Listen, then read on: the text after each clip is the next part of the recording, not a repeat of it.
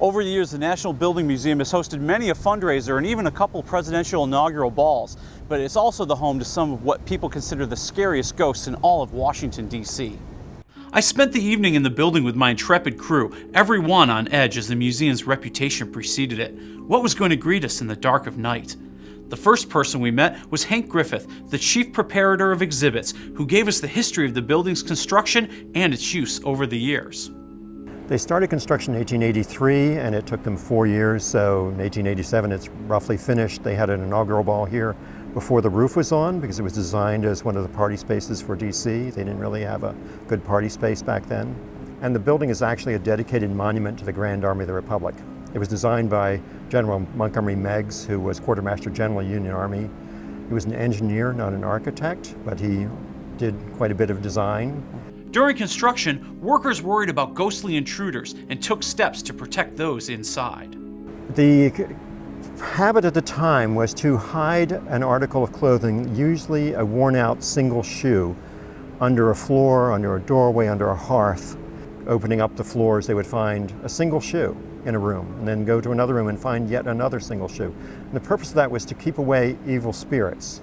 Then we spoke to Kristen Sheldon, who's the museum's volunteer manager. However, she explained she has a different and more intriguing title. I do. It has just been given to me. I have been knighted as the Director of Paranormal Affairs. When it is dark, it is truly creepy.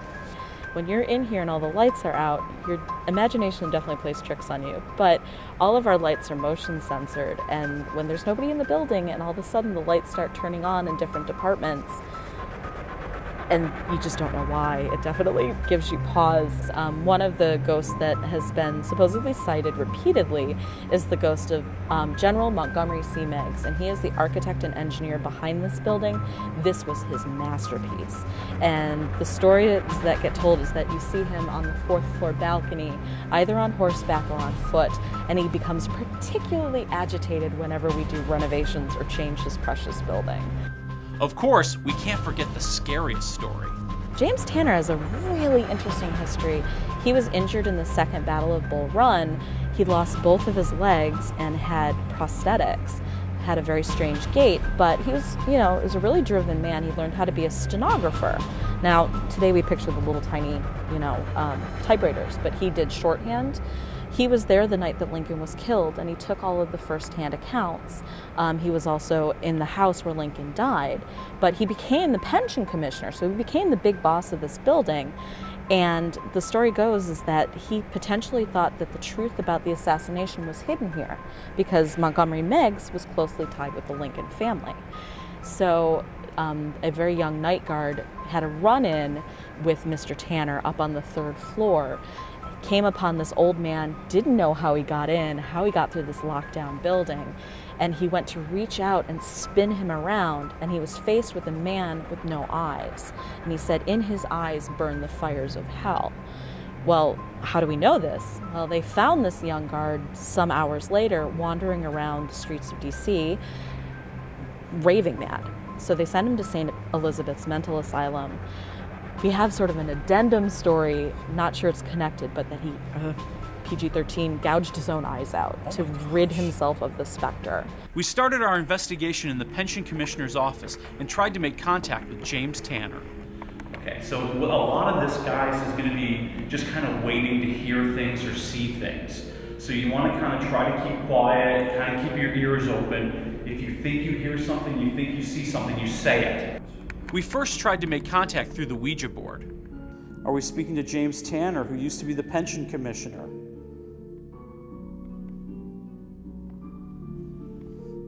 No.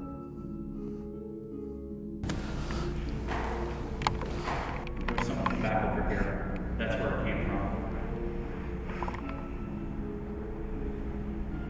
Because it's coming from a different direction.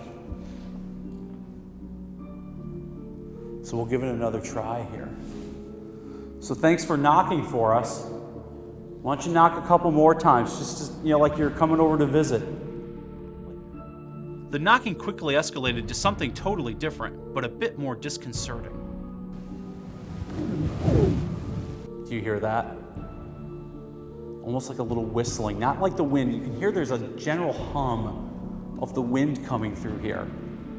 There was just a slight little whistling kind of over on my left. We are up on the 4th floor. Now this is an area that's not normally accessible for anybody but staff, but they've given us permission to come up here. And you might remember the story that Kristen was telling us about how General Meigs would actually show up on this balcony expressing his anger anytime there were some changes made to the building. Now, there are different light sensors on some of the different offices. So ideally, none of these lights should be turning on as we walk past them or across the room from them. So if anybody sees any lights going on, kind of give us a shout. Someone's written, "Keep looking." Can you see that at just the right angle? Maybe we're heading in the right direction if the signs are telling us to keep looking. What guy in the corner? Oh, I see it too. I look down at him. Oh. That light just went on across the way. That light was completely off. We're way across the hall. We're like at least, 70, 80 feet away. To our surprise, we had many of the same occurrences staff and visitors have experienced over the years, proving once again the National Building Museum is one of the most haunted in all of Washington, D.C. For News Plus, I'm Willie Waffle.